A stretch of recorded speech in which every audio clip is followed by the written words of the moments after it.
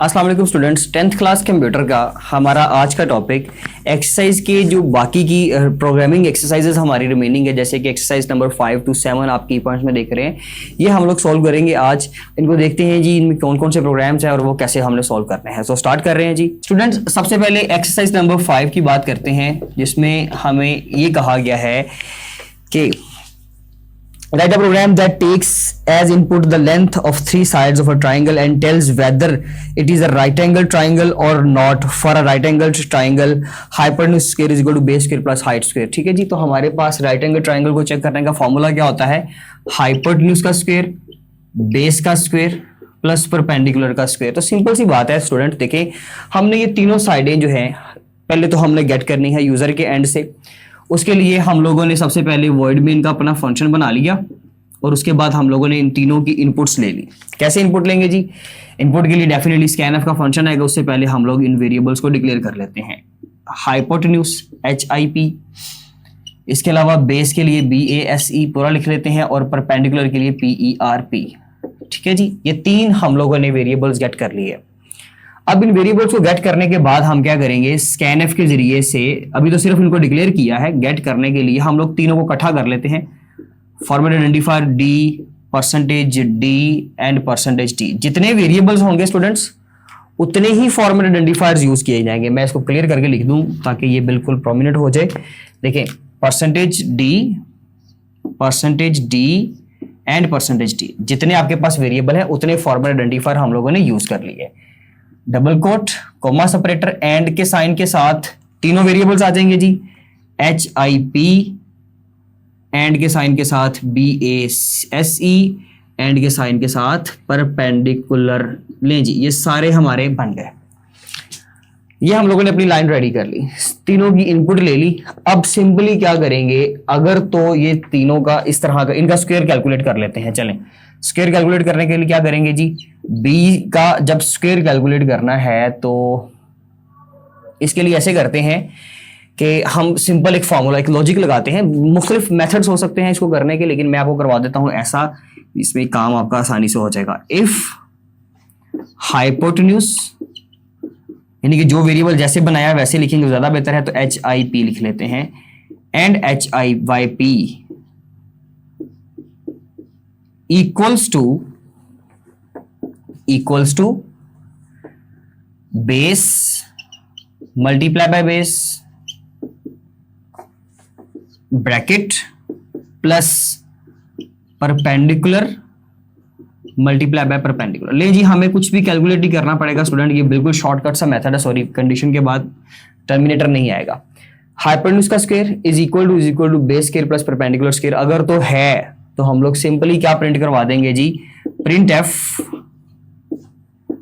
It is a right angle triangle. ये कौन सी है? राइट एंगल ट्राइंगल है। राइट एंगल ट्राइंगल एक ऐसी ट्राइंगल होती है जिसके अंदर स्टूडेंट्स हमारे पास ये वाली शेप होती है इस तरह की, जिसमें ये एक स्क्वायर टाइप एंगल बन रहा होता है 90 का। इसको राइट एंगल बोलते हैं। ठीक है जी। एल्स में कंडीशन शो करवाएंगे, क्या करेंगे जी? एल्स में प्रिंट करवा देंगे कि it is not a right angle triangle. Simple. ये थी जी हमारी एक्सरसाइज नंबर 5। एक्सरसाइज नंबर 6 में following is the eligibility criteria for admission in an IT university. At least 60% marks in matric, 65% marks in intermediate and at least 65% marks in entrance, यानी कि matric में, sorry entrance entry test में। Write a program that takes as input the obtain a total marks of matric, intermediate and entrance and that should be tell whether the student is eligible और not. Simply हमने ये show करवाना है कि student जो है वो eligible है या नहीं है। तो उसके लिए हम लोगों ने डेफिनेटली पहले उसकी परसेंटेज कैलकुलेट करनी है। ठीक है जी, तीनों परसेंटेजेस को कैलकुलेट करेंगे स्टूडेंट। तीनों परसेंटेज को कैलकुलेट करने के लिए 3 फॉर्मूले लगाने पड़ेंगे, तो बहुत मुश्किल काम नहीं है। ठीक है जी, 3 फॉर्मूले लगाने के लिए क्या करेंगे? देखें भाई, सबसे पहले तो ये करते हैं कि इंट ले लेते हैं, फ्लोट ले लें, फ्लोट भी कोई इशू नहीं है। ठीक है, और आप लोगों ने इंट में क्या किया? ये एक्सरसाइज नंबर 6 है। अच्छा जी, इंट में ये लिया कि obtained marks OBT, total marks TOT। आप पूरा वेरिएबल बना लें, कोई इशू नहीं, आप पूरा नाम लिख लें, एंड परसेंटेज PER। ले जी, हमने 3 वेरिएबल उसके डिक्लेयर कर दी है। तीनों की डेफिनेटली अब वैल्यू तो लेनी पड़ेगी स्कैनफ के जरिए से। तो स्कैनफ इकट्ठे फॉर्मूले आइडेंटिफायर लगाते हैं जी, percentage D and percentage D. उसके बाद तीनों वेरिएबल्स ओबीटी एंड के साथ, टोटल एंड के साथ एंड परसेंटेज एंड के साथ। लें जी, तीनों वेरिएबल्स को डिक्लेयर कर दिया, वो सॉरी आपने स्कैनएफ के जरिए से गेट कर लिया। फॉर्मूला लगा देते हैं। फॉर्मूला क्या लगाएंगे जी? अच्छा जी, अब आपने परसेंटेज कैलकुलेट करने के लिए क्या फॉर्मूला लगाना है? PER is equal to students OBT obtain marks को डिवाइड करें TOT टोटल मार्क्स के साथ, और जो आंसर आए सिंपली उसको मल्टीप्लाई कर दें विद 100। ठीक है जी, ये 100 हमें कहीं पहले डिक्लेयर करने की जरूरत नहीं है, जो भी आंसर आएगा परसेंटेज में। ठीक है, अब वो हमारे पास उसका परसेंटेज आ गया। किस चीज का आया? अब देखें, आपको ये चीज करनी पड़ेगी 3 दफा। आपको मैट्रिक के लिए अलग करना पड़ेगा, इंटरमीडिएट के लिए अलग करना पड़ेगा, और एंट्रेंस के लिए अलग करना पड़ेगा, यानी कि ये स्टेप 3 दफा आएगा। सपोज कर लें अभी हम मैट्रिक के लिए कर रहे हैं, हम क्या करेंगे? इसको कर देते हैं जी M matric obtained, matric total, matric percentage. आसान हो गया जी। ठीक है, अब इसको इसी तरह से M OBT, M total and M percentage, and के बाद M परसेंटेज। ठीक है, उसको आप समझ के होंगे। तो M OBT and M total. ठीक है जी, तो जो भी परसेंटेज निकलेगी वो किसकी वैल्यू होगी? M परसेंटेज की। तो ये हमारे पास हो गया अभी सिर्फ मैट्रिक की लाइन। अच्छा, ये हमने आंसर सोल्व कर लिया। इसी तरह से सेम आप लोग क्या करेंगे? फिर इंट कब बनाएं, या आप चाहें तो एक ही लाइन के अंदर सारे वेरिएबल्स डिक्लेयर कर सकते थे। वेरिएबल डिक्लेरेशन का कोई इशू नहीं है, वो आप चाहे सारे यहां पे कर लें। मैट्रिक के कर लिए, अब आप मैट्रिक सॉरी इंटर का करेंगे तो आई कर लेते हैं हम लोग। Inter obtained, inter total and inter percentage, PER। Okay students. अच्छा, इसी तरह से हमें वो फर्दर बाकी भी चाहिए, वो एंट्रेंस के लिए, उसके लिए तो उसके लिए एंट्रेंस E ऑब्टेन्ड, इसी तरह से E total and E percentage. लें जी, सब में आपको उसकी परसेंटेज मिल जाएगी। ये आपके वेरिएबल्स की डिक्लेरेशन एक ही लाइन के अंदर होगी। ये तो हमारा मसला खत्म हो गया। 3 फॉर्मूले लगेंगे, इंटर की percentage, I obtained, I total multiply by 100। ले जी, इंटर का भी कैलकुलेट हो गया। एंट्रेंस परसेंटेज निकालने के लिए, हाँ जी, entrance obtained divided by entrance total and multiply by 100। ले जी, ये भी निकल आया। ठीक है जी, तीनों कर लिए। अब तीनों के ऊपर कंडीशंस लग जाएंगी, अगर तो वो सारे इस कंडीशन के ऊपर हैं। अब ये नेक्स्ट कोड है जी हमारा। इफ क्या है? उसमें कहा गया था कि अगर तो मैट्रिक की परसेंटेज कितनी होनी चाहिए? मैट्रिक की परसेंटेज अगर उसकी होगी 60%, एटलीस्ट 60%, तो मैट्रिक परसेंटेज ग्रेटर देन और इक्वल्स टू 60 एंड आप सामने लिखेंगे, मैं नीचे लिख रहा हूं। इंटर परसेंटेज कितनी होगी उसकी? अगर उसकी इंटर परसेंटेज इक्वल्स टू और ग्रेटर देन है किसके? 65% के, एंड उसकी एंट्रेंस जो परसेंटेज है वो है इक्वल्स टू और ग्रेटर देन किसके? वो भी 65% है। एंड आप 3 बार ये रिलेशनल ऑपरेटर, इसको लॉजिकल ऑपरेटर को साथ इस्तेमाल कर सकते हैं, कोई इश्यू नहीं है। ठीक है जी, 4 दफा भी कर सकते हैं। ये कंडीशन लगी, अगर कंडीशन होती है ट्रू, तीनों कंडीशन ट्रू होनी चाहिए। फिर मैट्रिक में 60% से अबव ही होने चाहिए, इंटर में भी 65 से अबव, 65 और एंट्रेंस में भी 65% से अबव। अगर एक भी कम हुआ तो काम नहीं चलेगा। जो भी आंसर्स इनमें स्टोर होंगे हमने उनके ऊपर कंडीशंस लगा दी। ठीक है, अगर तो वो इस एलिजिबिलिटी क्राइटेरिया के ऊपर आ गया तो हम प्रिंट करवा देंगे एलिजिबल।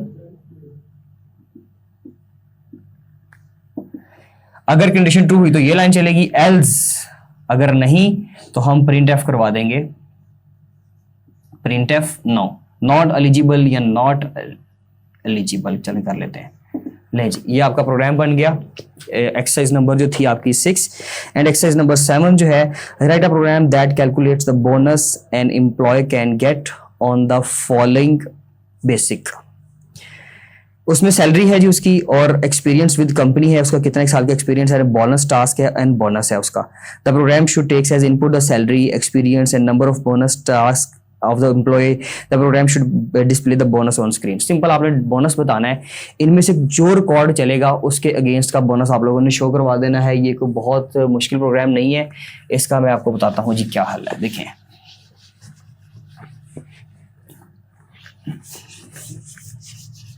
क्वेश्चन नंबर है हमारा 7, इस एक्सरसाइज का लास्ट क्वेश्चन है हमारे पास, ठीक है, लास्ट क्वेश्चन। तो इसमें हम लोगों ने क्या करना है, देखें आप लोगों ने सबसे पहले तो इंट करके सारे वो वेरिएबल्स लेने हैं जिसमें आपने उसकी सैलरी पूछनी है, उसका एक्सपीरियंस पूछना है, उसके टास्क्स पूछने हैं और उसको बोनस बताना है। ये सारे वेरिएबल, इसके अलावा कोई वेरिएबल यहाँ पे नहीं चाहिए होगा आप लोगों को। सैलरी, एक्सपीरियंस, टास्क और बोनस, ठीक है जी। अगर आप कंडीशन लगा देंगे, जस्ट स्कैनएफ के जरिए से सारे गेट कर लेंगे। Percentage D, percentage students D, ये 4 बार आएगा। वेरिएबल सैलरी एंड के साथ, अच्छा जी, एक्सपीरियंस एंड के साथ, टास्क्स एंड के साथ एंड बोनस एंड के साथ, ठीक है जी। ये सारे वेरिएबल्स हम लोगों ने स्कैनएफ के जरिए से इनको इनपुट में ले लिया। अब सिंपल आपने कंडीशन लगानी है, नथिंग एल्स। इफ जब इनकी वेरिएबल आपको वैल्यू मिल जाएगी तो आप कंडीशन लगा देंगे कि जी इफ सैलरी इक्वल्स टू सबसे पहली वैल्यू क्या है जी, 1000, यस 10,000 सॉरी 10,000 है। नेक्स्ट ईयर फिर 10,000 है। सैलरी अगर तो 10,000 है एंड सारी सिचुएशंस क्योंकि आपको ट्रू चाहिए तो आप लिखेंगे कि जी सैलरी अगर तो 10,000 से अबव, एक्सपीरियंस जो है वो आपका है इक्वल्स टू 2 इयर्स, अगर 2 साल का है। बोनस आपका एंड बोनस जो है आपका वो है, यानी कि टास्क, सॉरी जो आप टास्क भी आपने लिखा है तो आप टास्क ही लिखेंगे। वेरिएबल टास्क इक्वल्स टू वो कितने होने चाहिए जी, 5, ठीक है जी। अगर तो ये सारी कंडीशंस ट्रू होती हैं उसका बोनस कितना होगा, print F your bonus is, उसको डायरेक्टली प्रिंट करवाएंगे, कहीं से वैल्यू गेट नहीं करनी। जब उन्होंने वेरिएबल की वैल्यू बोली थी तो आपने जस्ट सिर्फ ये उन्होंने कहा था कि input salary, experience, number of bonus and task, ठीक है जी। तो टास्क जस्ट बताने हैं और जो है the program should display the bonus on the screen, आपने जस्ट बोनस स्क्रीन के ऊपर बता देने हैं। अगर तो ये सारा कुछ है तो आपकी योर बोनस कितना बनेंगे जी, आपका बोनस बनेगा जी 2500 रुपीज। सिंपली बस आपने ये प्रिंट करवाना है। उसमें हम लोगों को बोनस का वेरिएबल हमने बना तो लिया है लेकिन उसको कैलकुलेट करने की बिल्कुल भी जरूरत नहीं है। जस्ट आप स्ट्रेट फॉरवर्ड उसको बता देंगे अगर तो ये सारा कुछ ट्रू है तो जी ये हमारे पास उसका बोनस होगा कितना, 25, सॉरी उसने 1500 लिखा हुआ, चलें जी 15 कर लेते हैं, कम कर लेते हैं इसको, 1500 बोनस है। सिंपली अगर ये कंडीशन नहीं चलती तो एल्स इफ में हम लोग सेकंड स्टेटमेंट चला देंगे जो हमारे पास सेकंड रिकॉर्ड है। अगर वो भी नहीं चलता तो हम उसके बाद 25,000 वाला, फिर 75,000 वाला, फिर 1 लाख वाला जो है वो चला देंगे। सारे ही एल्स इफ के अंदर चलाएंगे लेकिन एल्स को एक अलग कोड बनाएंगे लास्ट पे एल्स का कि भाई आपने अगर इन सब में से कुछ भी नहीं है, कंडीशन कोई भी ट्रू नहीं है तो print F sorry we cannot assist you, sorry we cannot show the or display the bonus। इस तरह का कोई भी मैसेज जो है वो आप एल्स की स्क्रीन के ऊपर स्टूडेंट शो करवा सकते हैं। पहला मॉड्यूल ये है इफ का। नेक्स्ट एल्स इफ के लिए सैलरी की वैल्यू चेंज, एक्सपीरियंस की वैल्यू नेक्स्ट वाली टेबल के मुताबिक हो जाएगी। जैसे कि यहाँ पे 10,000 ही रहेगा, एक्सपीरियंस नेक्स्ट टाइम 3 इयर्स है, बोनस टास्क उसके 10 उसके हैं जी 10 टास्क हैं। और अगर ये सारा कुछ ट्रू होता है, एल्स इफ की कंडीशन चलती है तो प्रिंट एफ में हमने क्या करवाना है, योर बोनस विल बी 2500। फिर एल्स इफ में थर्ड रिकॉर्ड, फिर फोर्थ, फिर फिफ्थ, 5 रिकॉर्ड्स आपने कंप्लीट करने हैं एंड लास्ट पे आपने एल्स की कंडीशन चला देनी है कि हम आपको डिस्प्ले नहीं करवा सकते। नहीं जी ये हमारी लास्ट एक्सरसाइज थी, यहाँ तक ही हमारा काम कंप्लीट हुआ। इंशाल्लाह नेक्स्ट लेक्चर स्टार्ट करेंगे बाद में। Thank you so much students, अल्लाह हाफिज़।